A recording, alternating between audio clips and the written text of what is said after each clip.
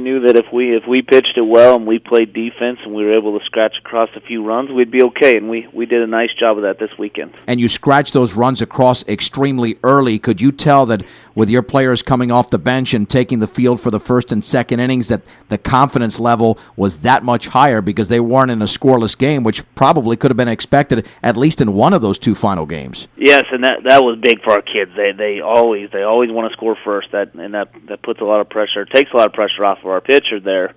And once we were able to accomplish that, you could tell they got pretty relaxed. And obviously with Dylan, when you get him a few runs, you start to feel pretty good about everything.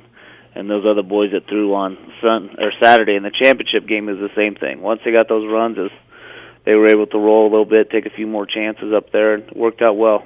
Did your team take a similar approach offensively against the opposing pitchers in both the Custer County and the Paonia games, or did you scratch runs across a little bit differently?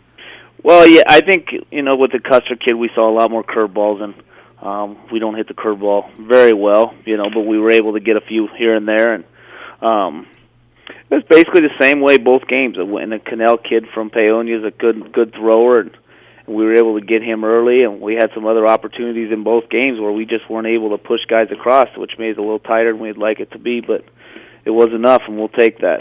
Yeah, and Dylan threw some excellent games throughout the course of the season, but against Custer County, did you just see that he was really on in this particular game? Was it even better than what he had done throughout the course of the regular season, or was it just typical Dylan Hoshaber?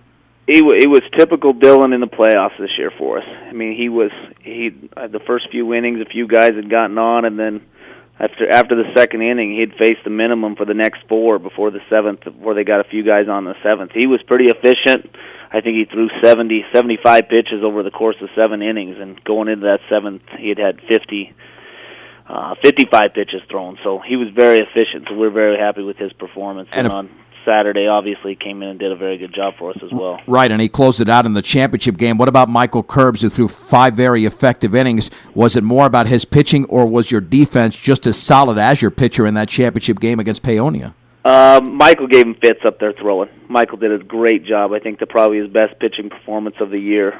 He's a kid that's been in our program for a long time and done a lot of good things for us, and if we're going to turn to somebody in a situation like that, we figured Michael was probably our best bet, and it paid off very much. So Paonia only had 1 loss throughout the course of the regular season. Your team had 6 losses, but was that something that, as far as you're concerned and talking to your team, really had nothing to do with the playoffs because of the difficult schedule you faced throughout the course of the regular season, maybe more difficult than some of the competition Paonia faced? That was right. That was the whole thing. Our kids weren't too concerned about our record because of the teams we had played. We knew it.